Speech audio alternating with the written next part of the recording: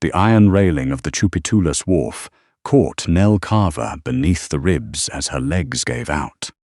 She held on with both hands, the wet metal cold enough to burn through her palms, and for exactly 3 seconds she tried to convince herself she could keep going. Then her knees buckled. The concrete rushed up at her the way the floor of Sterling Bray's penthouse had rushed up at her twice in the past month.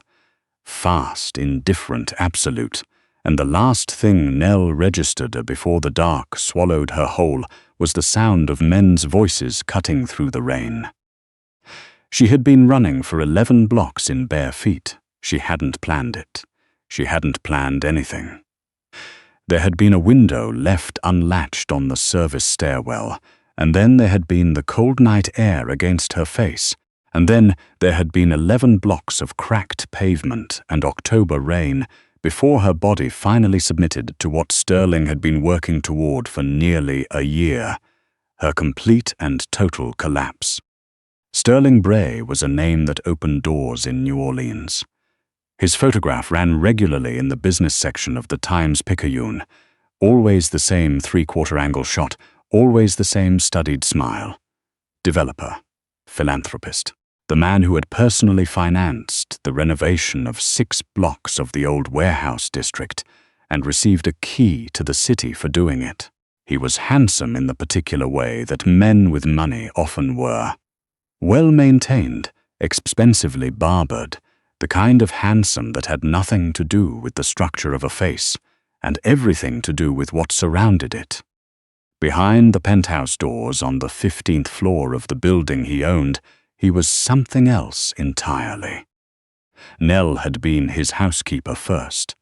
That was how it started. She came in 3 days a week through the agency, cleaned the kitchen and the bathrooms, and stripped the guest linens, and Sterling Bray had been nothing but pleasant. Charming, even. He brought her coffee without being asked. He asked about her grandmother, old Eunice Carver, who had raised Nell after her mother left, and who had died in February of that year, leaving Nell with a box of church hats and a handwritten address on a slip of paper and the name of a probate attorney she'd never heard of. He said she looked tired and that she worked too hard. He said she was beautiful. No one had said that to Nell in a long time. She was 26 years old, and she weighed 260 pounds, and she had spent the better part of her life being invisible in the specific way that large women from poor neighborhoods were invisible, not unseen exactly, but unregarded. Sterling saw her, or he made her believe he did, which in the loneliest period of her life felt like the same thing. By April she was living in his penthouse. By May she had quit the agency. By June she had no money of her own, no phone that Sterling didn't monitor, no friends who hadn't been quietly and systematically edged out of her life. By October she had learned to sleep very lightly and to watch his hands. She didn't know why he wanted her specifically. She didn't know about the letter the probate attorney had sent to the agency, forwarded 3 weeks too late, explaining that Eunice Carver's estate had finally cleared, that the strip of industrial waterfront land on Tchoupitoulas Street, the one Eunice had paid property taxes on for 40 years out of a fixed income, had been assessed. She didn't know that the assessment had turned up something buried 60 feet beneath the surface. A decommissioned federal infrastructure tunnel, reinforced concrete, running beneath 4 city blocks, built in the early 60s, and quietly forgotten by every administration since. She didn't know that the tunnel, and the land above it, was worth $38 million to the right infrastructure buyer, and that Sterling Bray had known about it for 8 months, ever since his surveying team found the old federal records in the county assessor's archive.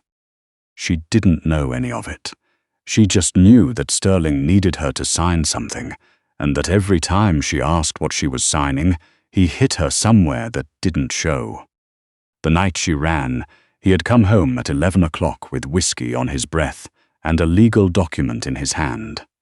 She'd asked one question, just one, why does it say property transfer across the top? and he had answered her with the back of his hand and then with his shoe when she went down. The service stairwell window had been unlatched. That was all. That was the entire plan. The men who found her at the Tchoupitoulas wharf were not men she would have chosen to be found by under any other circumstances. The first thing Cormac Shade heard was the sound of something heavy hitting the railing, and then the pavement. Not a violent sound, not a crack or a crash, but a soft, exhausted surrender like a building finally giving up on its own foundations. He had been standing at the edge of the loading dock, with his operations manager Fitch, reviewing a shipment manifest that had 3 entries he didn't like. And his head came up before he'd consciously processed what he'd heard. "Hold," he said. Fitch stopped mid-sentence. Cormac walked toward the railing. His men flanked him automatically, the way they always did, the way trained instinct replaced thought after enough years in this city. He had run the waterfront for 11 years. He had not run it this long by ignoring sounds that didn't belong. She was on the ground beside the iron rail, and she was very still. He registered several things at once in the practiced way of a man who had learned to assess situations faster than he could articulate them. Bare feet on wet concrete, a nightgown with a torn sleeve, and bruises, dark, deliberate, unmistakable, mottling the inside of her left wrist, where a hand had gripped her hard enough to leave its full impression in the skin. She was a full-figured woman with a soft, round face and thick, dark hair plastered to her cheek by the rain, and someone had treated her like she was worth nothing at all. His jaw locked. "Boss," Fitch said quietly from behind him. "We don't know who she is. Could be a setup." Cormac crouched down. He pressed 2 fingers to the side of her throat and found a pulse, fast and thready, but there. Her eyelids didn't move. Her lips were bluish with cold. "She's 110 pounds, soaking wet away from hypothermia," Cormac said. His voice came out flat and very controlled, which was the voice he used when something inside him was not controlled at all. "Call Rayna. Tell her I need the Chartres Street house opened, and I need her there in 20 minutes. And find me a blanket before this woman dies on my dock." He gathered Nell Carver into his arms without ceremony, without hesitation.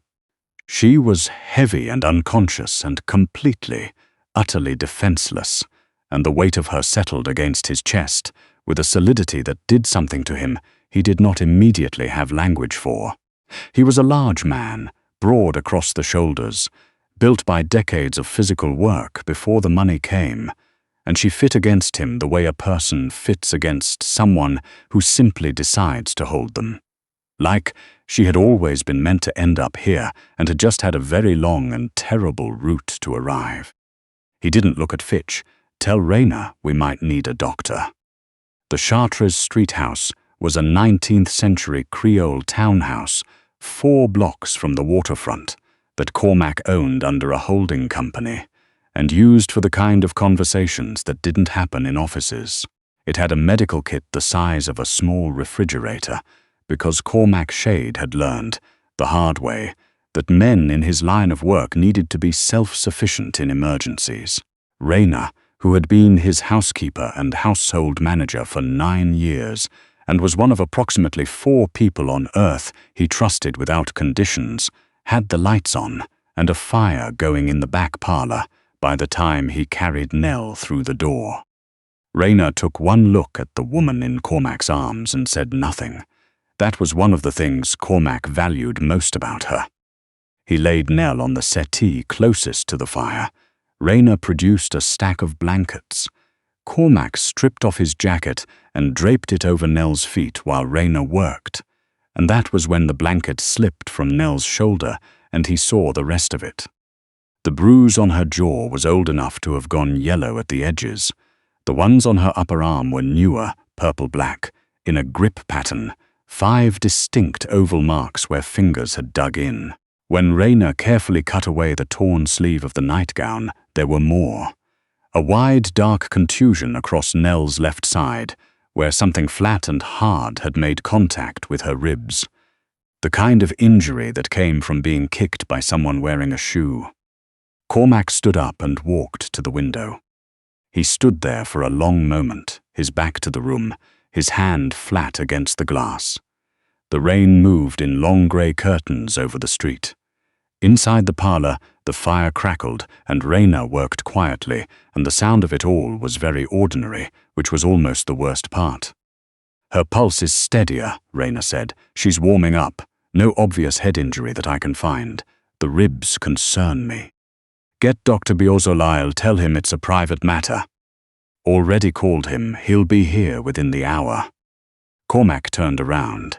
He looked at the woman on the settee, at her soft, round face, at the dark bruises on her wrist, at the careful, exhausted stillness of a body that had finally stopped bracing for the next blow, and he felt something shift behind his sternum with the slow, tectonic certainty of something that had been moving in that direction for a long time without his permission.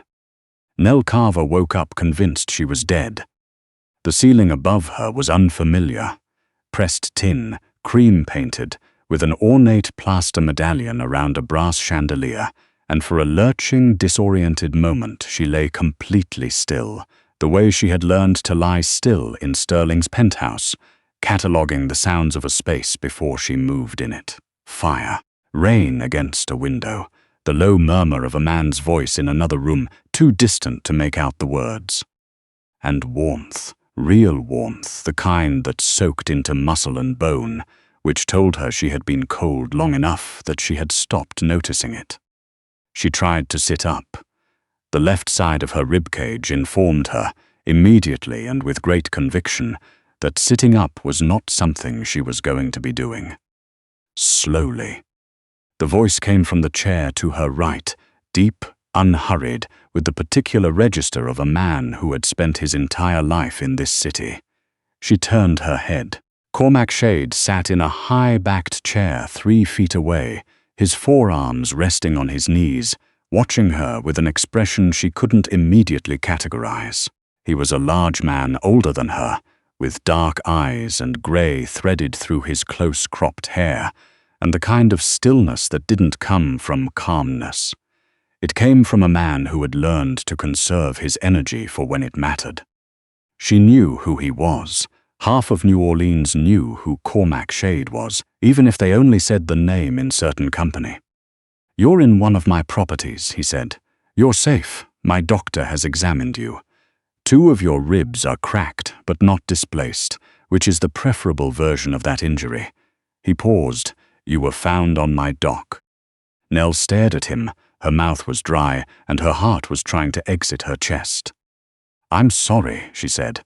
Her voice came out barely above a scratch. "I wasn't trying to. I wasn't anywhere I was supposed to be. I was just running." She stopped. Started again. "I'll go. I won't cause any trouble. I just need to. If you could call someone." She stopped again, because the truth was there was no one to call, and the realization of that sat on her sternum alongside the cracked ribs. "Who did this to you?" Cormac asked. His voice was quiet. That was what got her. She had spent a year flinching away from volume, from raised voices, from the particular escalation of Sterling's tone that preceded the rest of it. Cormac Shade asked the question the way a man asks something he already understands the weight of, and kept his voice down because he understood the weight of that too. She looked at her own hands in her lap. The bruises on her wrist had gone darker in the warmth. "He'll look for me," she said. "He has people. He told me if I ever left, he would find me, and then he would make sure no one believed anything I said about him, because of what I look like. Because who's going to take the word of a fat housekeeper over a man like him?" She said it the way she had heard Sterling say it, flatly, factually, the way an ugly thing sounds when it's been repeated often enough that it starts to sound like weather. "I'm not anyone. I'm not worth the trouble of protecting." The room was very quiet for a moment. "Look at me," Cormac said. She looked up. "The man who told you that has never seen you clearly," he said. His voice hadn't changed in pitch or temperature. It was still quiet. It was somehow, because of that, more absolute. You are a beautiful woman. Your body, your weight, the way you take up space in this room, none of that is a liability. None of that makes you less than what you are. A man who needed to convince you otherwise was afraid of what you would become if you ever stopped believing him. Nell's throat closed. She had not cried in 7 months. She had learned not to. Crying made Sterling worse. But something about being spoken to like a human being in a warm room by a man who had no reason to say any of it made the wall she had been maintaining crack straight down the center. His name, Cormac said gently, when she had steadied herself, is what I need from you. Just that. She swallowed. Sterling, she whispered. Sterling Bray. The fire popped. A log shifted. Somewhere outside, the rain intensified against the window glass. Cormac Shade did not move for a long moment. Then he stood up slowly, the way tall men stand when they're being deliberate about it, and walked to the fireplace, and stood with his back to her, and his hand braced on the mantel. Sterling Bray was not just a powerful real estate developer. He was also the man who had been trying for the past 6 months to get Cormac's signature on a joint development agreement for a stretch of Tchoupitoulas street waterfront. A stretch that included, as Cormac had recently discovered through his own channels, a parcel of land he had not previously accounted for. A parcel that showed up clean in the county records, but had a quiet, complicated history that Sterling had been very deliberately keeping out of the agreement's annexures. Cormac had held off signing. Something about it hadn't sat right. Now he understood what Sterling had been maneuvering around. He turned back to Nell. His face was composed. He had been composing his face under pressure since he was 19 years old, and he was very good at it. Rest, he said. There's food when you want it. You don't leave this house, and no one enters it without my permission. Do you understand? Where are you going? Nell asked, and there was something in her voice, a spike of alarm, unguarded and immediate, that she clearly hadn't intended to let out.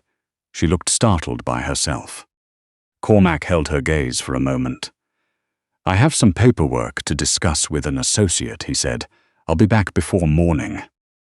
Sterling Bray was in his construction office on the 3rd floor of the warehouse complex when Cormac arrived.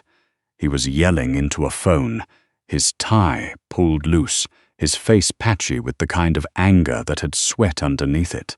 The construction lights overhead were industrial and merciless, and in their glare, Sterling looked exactly like what he was, a man who had run out of the dark places he preferred to operate in.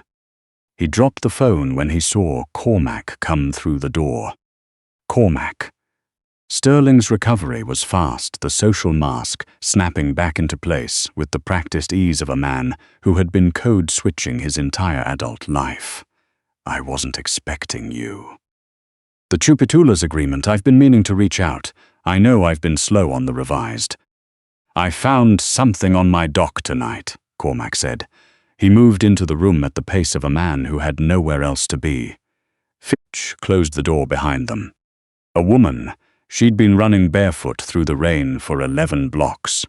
He stopped 10 feet from Sterling. You know who I mean. The color left Sterling's face with remarkable speed. Cormac, listen to me. She's not well, mentally. She imagines things, she gets confused. She's been under a lot of stress since her grandmother died, and she has your handprints on her wrist, Cormac said. It's not. And your shoe print on her ribs. Sterling's mouth closed. Cormac tilted his head slightly. Now I want to understand something, he said, his voice dropping to a register that filled the warehouse the way water fills a glass. Quietly, completely, leaving no room for anything else. 6 months ago, you came to me with a development proposal for a section of my waterfront. You left out a parcel of property registered to a Nell Carver, who died in February. That parcel passed to her granddaughter when the probate cleared. The same granddaughter you have been confining to your penthouse and beating with the back of your hand.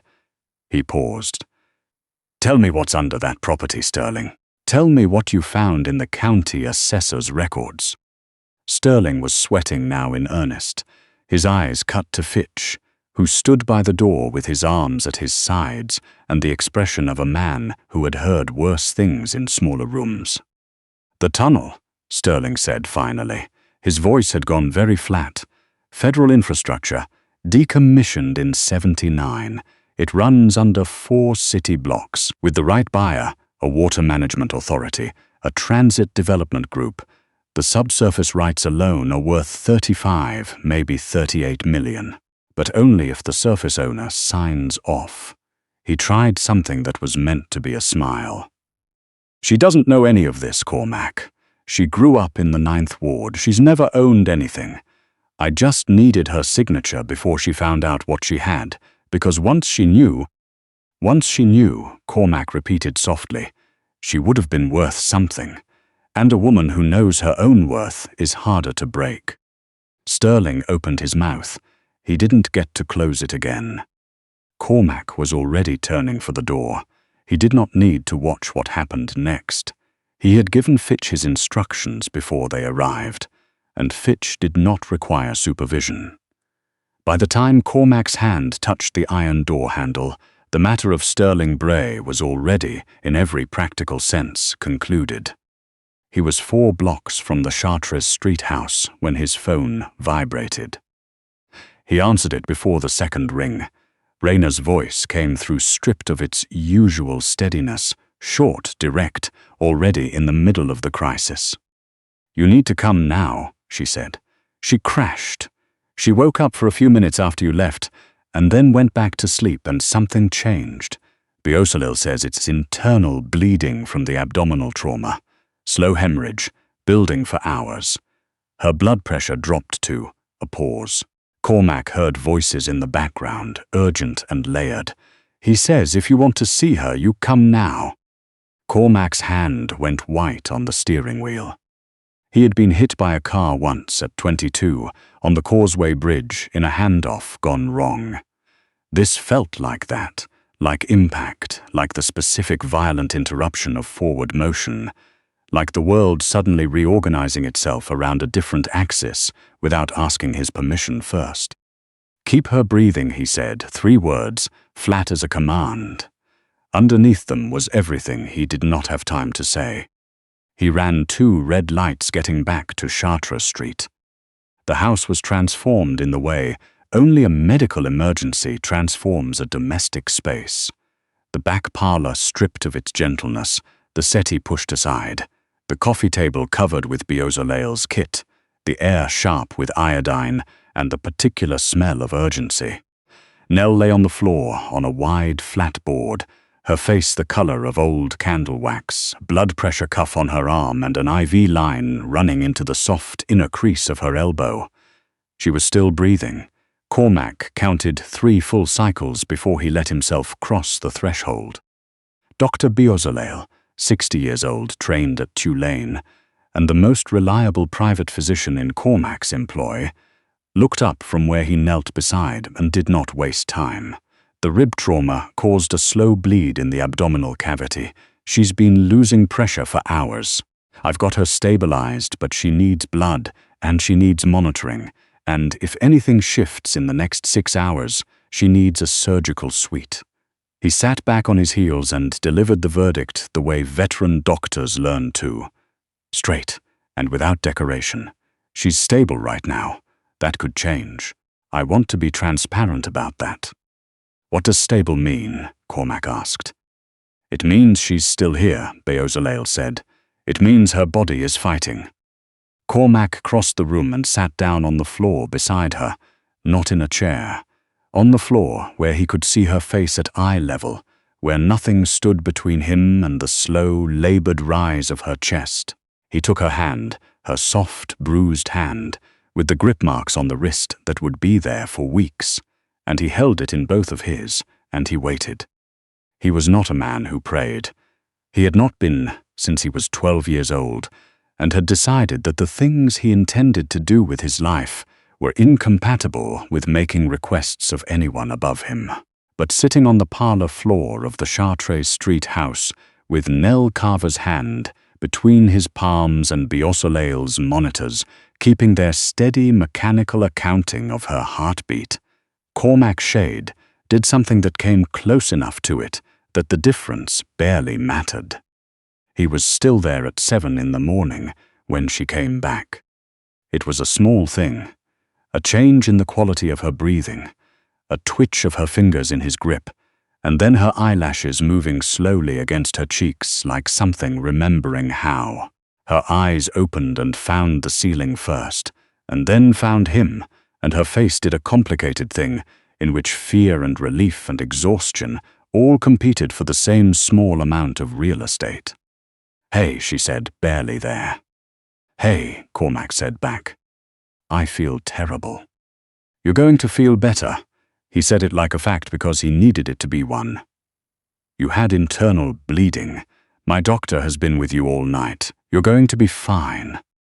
She blinked at the ceiling. Outside, the first grey light was coming through the parlor shutters, striping the floor in thin, pale lines. "Sterling," she started.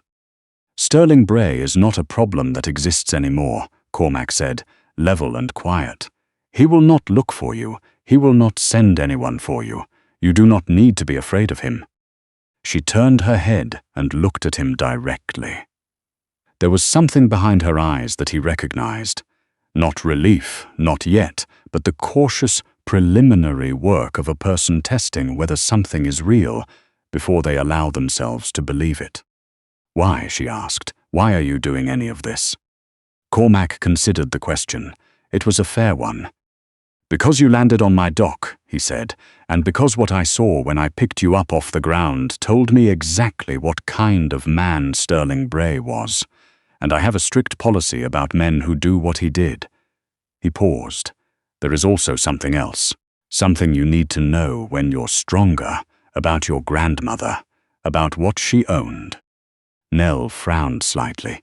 "Grandma Eunice? She didn't own anything. She rented that house on Ursulines for 40 years.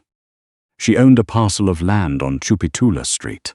She's been paying the property taxes on it since 1987. When she died, it went into probate, and 2 weeks ago it cleared." "Nell," he watched her face carefully.